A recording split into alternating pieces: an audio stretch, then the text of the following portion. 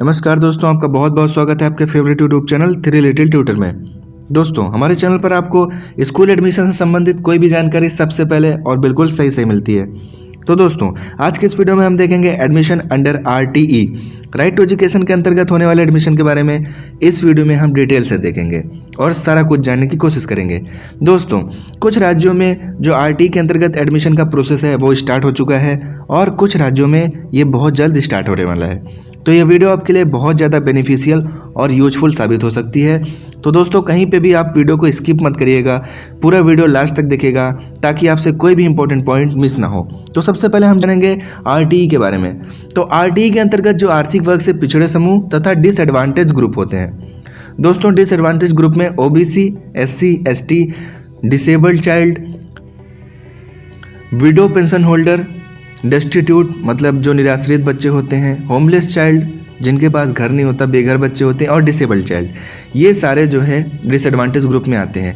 इनको सरकारी स्कूलों में फ्री एजुकेशन और प्राइवेट स्कूल में इनके लिए 25% सीट्स रिजर्व होती हैं।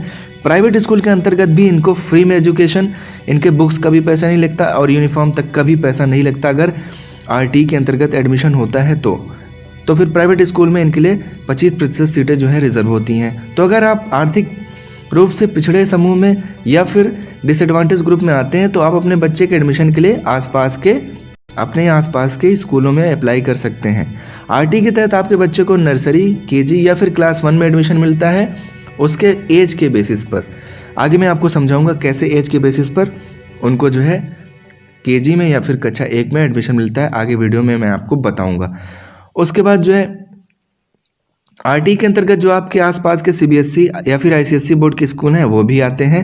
उनके अंदर भी 25% सीट्स जो है वो रिजर्व होती है RTE के अंतर्गत।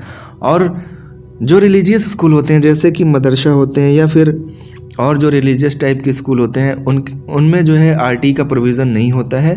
तो दोस्तों, ऐसे स्कूल में आप अप्लाई नहीं कर सकते हैं। और ये जो RTE का प्रोविज़न है ये कक्षा 8 तक ही लागू होता है, उसके बाद ये ख़त्म हो जाता है। तो दोस्तों, अब देखते हैं कि अगर आप RTE के अंतर्गत आवेदन करते हैं तो आपको कौन कौन से डॉक्यूमेंट सबमिट करने पड़ेंगे। तो डिसएडवांटेज ग्रुप की कैटेगरी में आने वाले शेड्यूल कास्ट, अनुसूचित जाति, शेड्यूल ट्राइब, अनुसूचित जनजाति, डिफरेंटली एबल, दिव्यांग बच्चे, विडो पेंशन होल्डर, विधवा पेंशन पाने वाले, डेस्टिट्यूट निराश्रित बच्चे, होमलेस जिनका घर नहीं हो, बेघर बच्चे या फिर डिसेबल्ड चाइल्ड, ये सब डिसएडवांटेज की कैटेगरी में आते हैं। अगर आप इनमें से कैटेगरी में से आते हैं तो आपको जो डॉक्यूमेंट लगाने होंगे वो डोमिसाइल सर्टिफिकेट, निवास प्रमाण पत्र, voter ID card, ration card, driving licence, any other government residence proof, इनमें में से कोई भी एक ये पेरेंट्स का होना चाहिए, वो लगाएंगे। Caste certificate, pension passbook, handicap certificate ये आपको लगाना पड़ सकता है। Birth certificate of the child, birth certificate जो चाइल्ड का बर्थ सर्टिफिकेट है, जन्म प्रमाण पत्र, ये भी लगाना जरूरी होता है। दोस्तों, अब देखते हैं कि अगर आप इकोनॉमिकली वीकर ग्रुप में आते हैं तो फिर आपकी एलिजिबिलिटी क्या है। तो आपका जो एनुअल इनकम है वो 3.5 लाख से कम होना चाहिए। जो आपकी सालाना वार्षिक आय है वो 3.5 लाख से कम होनी चाहिए। आपके लिए जो रिक्वायर्ड डॉक्यूमेंट होगा वो डोमिसाइल सर्टिफिकेट, निवास प्रमाण पत्र, voter ID card, ration card, driving licence, any other government residence proof में इनमें में से कोई एक पेरेंट्स का लगेगा। इनकम सर्टिफिकेट बहुत ज़रूरी होता है, इसमें लगता है। Birth certificate of the child और बच्चे का जो ID प्रूफ लगता है वो बर्थ सर्टिफिकेट लगता है। तो बर्थ सर्टिफिकेट नगर निगम से बना होना चाहिए। हॉस्पिटल का जो कार्ड होता है वो भी चल सकता है। आंगनबाड़ी का जो कार्ड होता है वो भी चल सकता है। और अगर ये सब नहीं है तो आप एफिडेविट बनवा सकते हैं तहसील से। उसके बाद मैं अभी पीछे आपको बताया था कि एज क्राइटेरिया के बेस पर कक्षा 1 में और KG या फिर नर्सरी में एडमिशन होता है। तो यहाँ पर मैं आपको समझाता हूँ कि अगर आपके बच्चे की एज 3 साल से ज़्यादा और 6 साल से कम है तो उसका जो एडमिशन होगा वो नर्सरी क्लास या फिर KG क्लास के लिए होगा। जैसे कि आप प्रेजेंट सेशन में ही लेना चाह रहे हैं तो उसकी जो एज है वो 1 अप्रैल को अगर 3 साल से ज़्यादा और 6 साल से कम है तो वो उसका जो एडमिशन होगा वो नर्सरी या फिर KG में होगा। दूसरी बात देखते हैं, अगर आपके बच्चे की जो एज है मतलब कि 1 अप्रैल और प्रेजेंट सेशन में, मतलब कि जैसे सेशन 2021-22 में 1 अप्रैल तक अगर उसकी एज 6 साल से ज़्यादा है और 7 साल से कम है तो उसका जो एडमिशन होगा वो कक्षा 1 में होगा। तो दोस्तों, ये हो गया एज क्राइटेरिया। अब बात करते हैं कि एप्लीकेशन का प्रोसेस क्या है अर्बन एरिया के लिए। शहरी क्षेत्र में एप्लीकेशन का प्रोसेस क्या है? तो सबसे पहले आपको, अगर आप शहरी क्षेत्र में बिलोंग करते हैं तो आप जो है ऑनलाइन एप्लीकेशन फॉर्म भरेंगे। आपको यहाँ पर डिस्क्रिप्शन बॉक्स में मैं लिंक दे दूँगा। अगर आप दूसरे स्टेट से हैं तो आप अपने स्टेट का वहाँ पर देख लीजिएगा और वहाँ पर जाइएगा, तो वहाँ पर आप जो है ऑनलाइन एप्लीकेशन फॉर्म फिल कर सकते हैं। वहाँ पर अपनी आप सारी डिटेल भरेंगे, अपने बच्चे का, पेरेंट्स अपनी भी डिटेल भरेंगे। उसके बाद वहाँ पर आपको वार्ड सेलेक्ट करना पड़ेगा। वार्ड जो होता है वो आपका आसपास का एरिया यहाँ पर डिफाइन किया गया है। जो वार्ड होता है वही आपके आसपास का एरिया होता है। जैसे ही आप वार्ड सेलेक्ट करेंगे तो आपके वार्ड में आने वाले सभी स्कूलों की लिस्ट वहाँ पर डिस्प्ले हो जाएगी। वहाँ से आप जो है कम से कम एक स्कूल और ज़्यादा से ज़्यादा 10 स्कूल सेलेक्ट कर सकते हैं अपने चॉइस के आधार पर। दोस्तों ये पॉइंट जो होता है यहाँ पर आपको बहुत सावधानी से भरना होता है।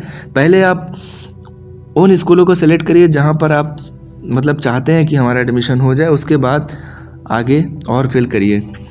तो इस तरीके से आप जो है स्कूल का जो वो है प्रेफरेंस है वो फिल कर दीजिए। उसके बाद जो है आप अपना बच्चे का फ़ोटो और स्कैन डॉक्यूमेंट आपको अपलोड करना पड़ेगा। अपलोड कर आप सबमिट कर दीजिए, फाइनल प्रिंट ले लीजिए, उसके बाद आपका काम ख़त्म।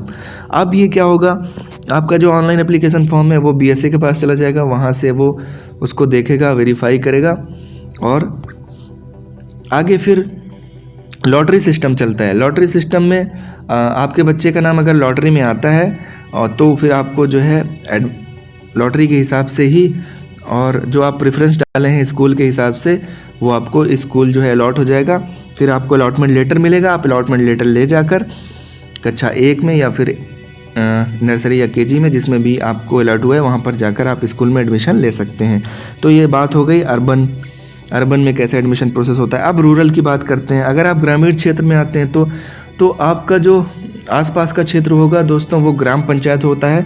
तो ग्राम पंचायत में आपके जो स्कूल होंगे वहीं के लिए आप अप्लाई कर सकते हैं। तो रूरल क्षेत्र में जो एप्लीकेशन का प्रोसेस होता है वो ऑफलाइन होता है। आप पोर्टल पर जाके फॉर्म डाउनलोड कर सकते हैं या फिर अपने BSA से भी आप फॉर्म ले सकते हैं। वहाँ से आप पोर्टल से अगर आप डाउनलोड करेंगे तो उसका प्रिंट आउट निकालना पड़ेगा, फिर आपको हाथ से ही फिल करना पड़ेगा सारी डिटेल अपने बच्चे की और अपनी। उसके बाद उसमें जो आपको डॉक्यूमेंट्स लगाने पड़ेंगे वो सेल्फ अटेस्टेड होने चाहिए। या तो आप उस पर अंगूठा लगाइए या तो अपना साइन करिए।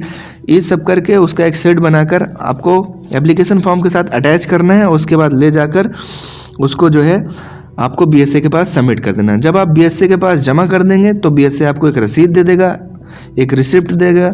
उस रसीद को आपको रखे रहना है अपने पास। उसके बाद टाइम पर आप BSA के पास जाकर पता करिए कि एडमिशन हुआ क्या। उसके बाद कुछ टाइम के बाद आपको पता चल जाएगा और आपको एक अलॉटमेंट लेटर मिलेगा जिसमें स्कूल का नाम लिखा होगा। और उस अलॉटमेंट लेटर को आप लेकर जाइए उस स्कूल में जहाँ के स्कूल के लिए वो आपको अलॉट हुआ है। वहाँ पर आपके बच्चे का उसके एज के आधार पर LKG, नर्सरी या फिर कक्षा 1 में एडमिशन हो जाएगा।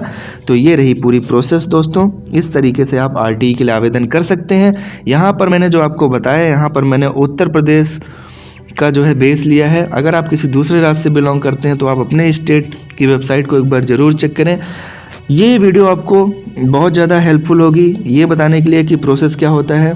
बाकी आप अपने स्टेट की वेबसाइट पर जाकर RTE का आवेदन कर सकते हैं और फ्री में पढ़ा सकते हैं अपने बच्चों को।